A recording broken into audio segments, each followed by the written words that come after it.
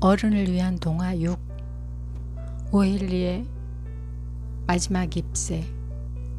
우리 인생에서 희망이 얼마나 중요한가를 보여주는 소설입니다. 하여 서로에게 희망이 되는 삶을 살아가길 바랍니다. 워싱턴 광장 서쪽 한 구역은 큰 길들이 제멋대로 뻗어서 플레이시스라 부르는 조그만 지대를 형성하고 있다. 이 플레이시스는 이상한 각도와 커브로 되어 있다. 하나의 골목길이 그 길 자체와 두세 번이나 교차된다. 어떤 화가가 일찍이 이 거리의 귀중한 가치를 발견하였다. 가령 어떤 수구먼이 그림 물감과 종이와 캠퍼스 값을 받으려고 청구서를 가지고 이 거리를 돌다가는 대금 한 푼 받지 못한 채 오던 길로 되돌아가는 자신을 발견하게 되리라는 것이다. 그래서 얼마 안 되어 낡은 그리니치 마을에는 화가들이 꾸역꾸역 모여들어 북쪽을 향한 창과 18세기식 박공 지붕과 네덜란드식 다락방과 값싼 집세를 찾아 돌아다녔다. 그리고 그들은 백납제 손잡이가 달린 잔과 한두 개의 식탁용 화로를 사들였다. 그리하여 하나의 화가촌이 형성된 것이다. 이 마을의 납작한 3층 벽돌집 꼭대기에 수우와 존씨는 그들의 공동 화실을 차렸다. 존씨란 조한나의 애칭이었다. 수우는 메인에서 왔고 존씨는 캘리포니아 출신이었다. 두 여자는 8번가에 있는 데일 모니코 식당에서 만나 예술가 꽃상치 샐러드와 작업복의 긴 소매에 대한 두 사람의 취향이 같다는 것을 발견하고 마침내 공동 화실을 차리게 되었다. 그것이 5월의 일이었다. 11월이 되자 의사들이 폐렴이라고 부르는 차갑고 눈에 잘 띄지 않는 한 모르는 신사가 이 화가촌을 배회하면서 어른같이 찬 손으로 여기저기서 사람들을 만졌다. 이 파괴자는 우선 동부 일대를 대담하게 활보하면서 수십 명씩 희생자를 내더니 끝내 그의 발길은 이 좁고 이끼 낀 플레이시스의 미로에까지 들어왔다. 폐렴 씨는 이른바 기사도 정신을 가진 노신사는 아니었다. 캘리포니아의 온화한 미풍에 핏기를 잃은 한 조그만 여자는 원래 저 붉은 주먹을 가진 신경질적인 말썽꾸러기의 적수가 아니었지만 그는 존 씨를 귀엽고 때리고야 말았다. 그리하여 처녀는 꼼짝도 못한 채 페인트 칠을 한 쇠침대 위에 누워 조그마한 네덜란드식 유리창을 통하여 건너편 벽돌집의 흰 벽을 바라보는 신세가 되었다. 어느 날 아침 수많은 회색 눈썹을 가진 한 의사가 수우를 복도로 불러냈다. 저 아가씨는 회복될 가능성은 열에 하나밖에 안 됩니다. 그는 체온계의 수은을 털어내면서 말하였다. 사람들이 이렇게 장의사만 기다리고 있으면 어떤 처방도 소용이 없습니다. 당신의 친구는 자기 병이 낫지 않으리라는 생각을 갖고 있습니다. 그분이 특별히 마음속에 생각하는 것이 있나요? 그 애는 언제나 나폴리만을 한번 그려보고 싶다고 했어요. 그림이요? 잠꼬대 같은 소리를 하시는군. 마음에 무슨 깊이 생각할 만한 것이 있느냐 말입니다. 이를테면 남자라든가. 남자요? 수는 유태인의 하프 소리 같은 울음이 담긴 소리로 말하였다.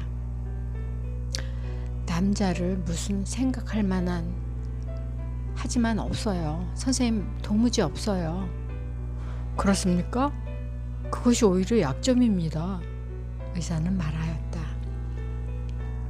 좌우간 의학이 할 수 있는 한 최선을 다해보지요. 그러나 환자가 자기 장례식에 따라올 만치 수를 세기 시작하면 뇌 의술로 치료할 수 있는 능력은 반으로 줄어들게 됩니다. 만일 당신이 그녀에게 이번 겨울에 입을 외투 소매의 스타일에 대해 의욕을 갖게 한다면 살아날 가능성은 5분의 1로 높아질 수 있다고 보장합니다. 의사가 돌아간 뒤 수우는 화실로 들어가 1번째 냅킨이 흠뻑 젖도록 울었다. 그리고 나서 그는 화판을 들고 휘바람을 불면서 존 씨의 방으로 들어갔다. 존 씨는 침대 시트에 작은 주름 하나도 만들지 않고 가만히 누운 채 창을 향하여 얼굴을 돌리고 있었다. 수우는 그녀가 자는 줄 알고 휘바람을 그쳤다. 수우는 화판을 세워놓고 어느 잡지에 실릴 소설의 사파를 그리기 위해 페나를 시작하였다. 신인인 화가의 길은 무명 작가들이 등단하는 문학지에 사파를 그리는 것이었다.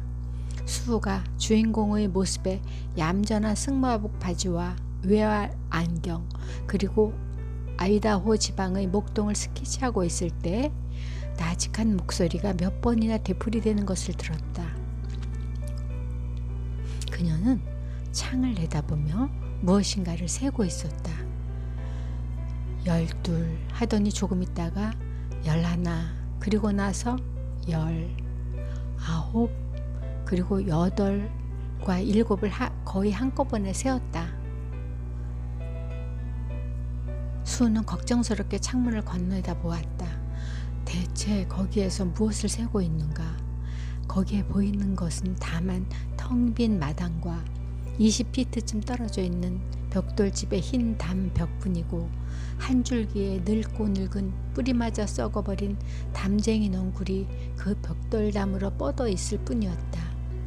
차디찬 가을바람이 담쟁이 잎새를 때려 덩굴의 앙상한 가지만이 무너져가는 담벽에 간신히 매달려 있었다. 대체 무엇을 하고 있어? 수우가 물었다. 6. 존 씨는 거의 속삭임으로 말하였다. 지금 더 빠르게 떨어지는군. 사흘 전에는 거의 100개나 있었는데 그걸 다 세려면 머리가 아프더니 하지만 지금은 아주 쉽거든. 또 하나 떨어지는군. 지금 5개밖에 안 남았어. 글쎄 무엇이 5개야? 좀 가르쳐 주렴. 잎새 말이야. 담쟁이 덩굴에 있는 저 마지막 잎새가 떨어지면 나도 가는 거야. 사흘 전부터 그렇게 생각하고 있었어. 의사가 그렇게 말하지 않아? 아이, 어쩌면 난 그런 터무니없는 소리는 들은 적도 없어. 수우는 화를 내며 투덜거렸다. 글쎄, 늙은 담쟁이 잎새랑 내 병이 무슨 상관이야? 넌 저 늙은 덩굴을 사랑하는 모양이구나. 글쎄, 바보 소리는 그만두어. 의사선생님이 오늘 아침 나에게 말하기를 내 병이 나을 가능성은, 가만히 있어, 그분이 말씀하시기를 병이 나을 가능성은 10중 8구라고 하던데, 그야 뭐 우리가 뉴욕 시내에서 전차를 탈 때나 새로 지은 빌딩 아래를 지날 때에도 그만한 위험률이 있지 않아? 그러니 어서 마음 놓고 수프를 좀 마셔봐. 그래야 나도 다시 그림을 그릴 수 있고 편집자에게 그것을 갖다 팔아서 아픈 너에게 포도주를 사다 주고 먹성 좋은 나는 돼지고기를 좀 사다 먹지. 포도주는 사서 뭘 하게? 존 씨는 물끄러미 창문 밖을 응시하며 말했다. 또 한 입이 떨어지고 있어. 나는 수프는 안 먹겠어. 남아있는 잎새가 꼭 내 입뿐이로군. 어둡기 전에 저 마지막 잎새가 떨어지는 걸 보고 싶어. 그 후에 나도 죽게 되겠지. 존 씨! 수우는 그녀에게 몸을 기울이며 말했다.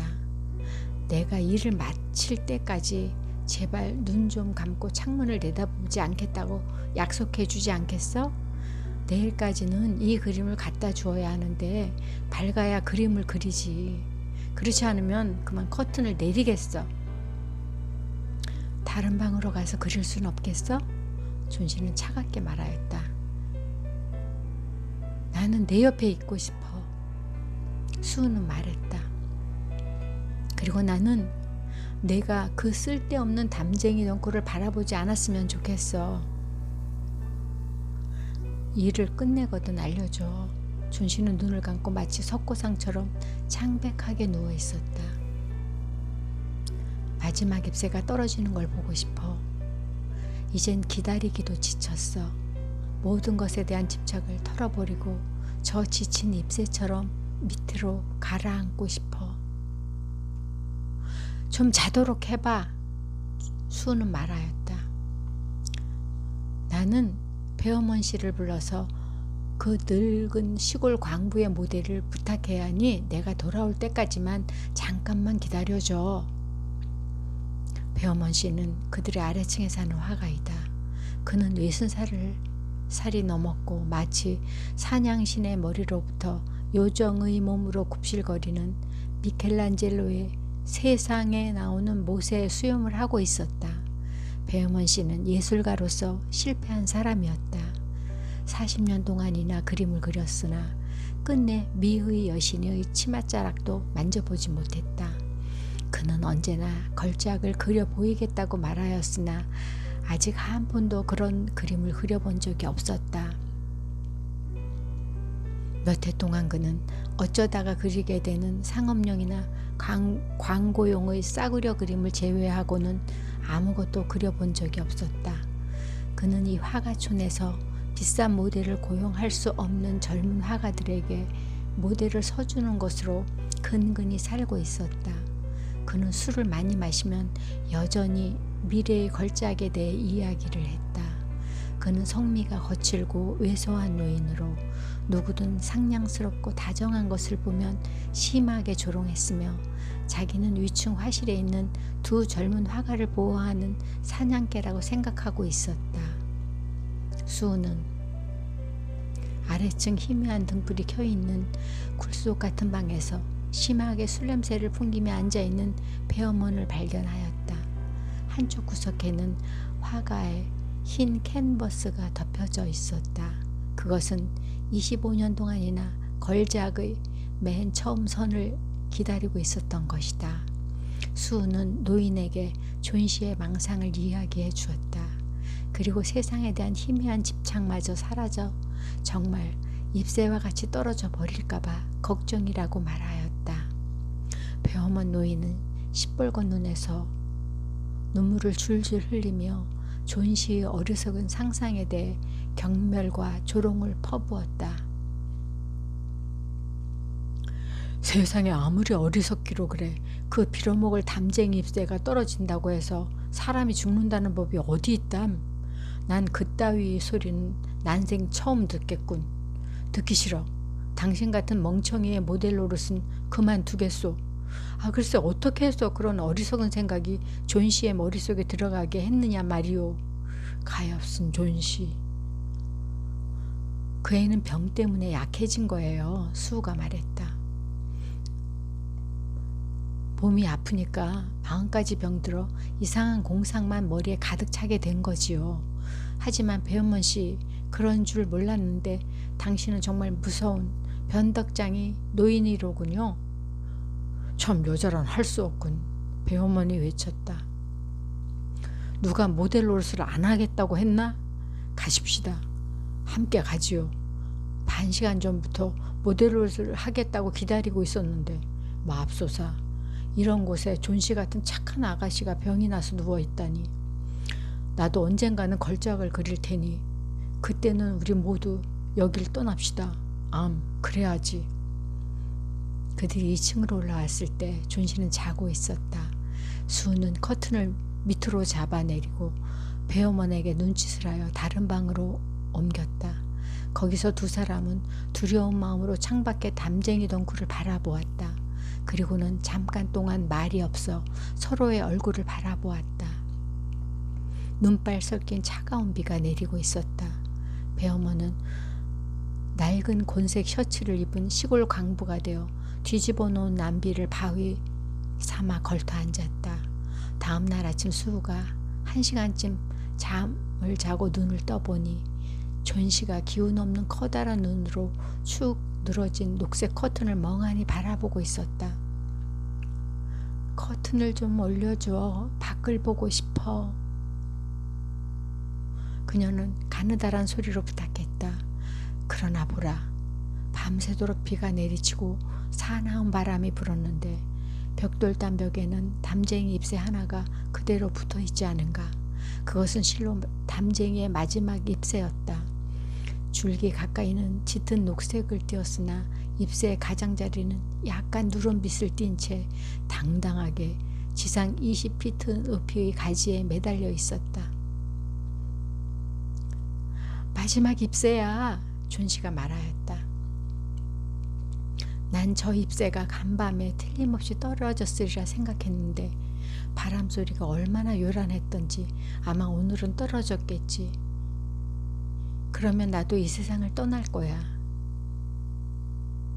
아니, 그게 무슨 소리니?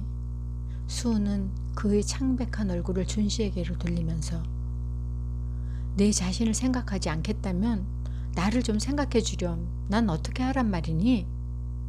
그러나 존씨는 대답하지 않았다. 세상에서 가장 쓸쓸한 것은 장차 신비한 곳으로 먼 길을 떠나려고 하는 사람의 영혼일, 죽음에 대한 환상이 점점 더 그녀를 사로잡아 그녀로부터 친구와 현실을 멀리 떼어놓은 것 같았다. 하루가 지났다. 새벽이 되었는데도 그들은 그 외로운 담쟁이 잎새가 담벽 위에 꼭 붙어있는 것을 볼 수 있었다. 그러더니 밤이 되자 북풍이 다시 휘몰아치고 세찬비가 창문을 들이쳐 나직한 네덜란드식 처마를 두드렸다. 날이 밝자 존씨는 커튼을 올려달라고 부탁했다. 담쟁이 잎새는 아직 그대로 있었다.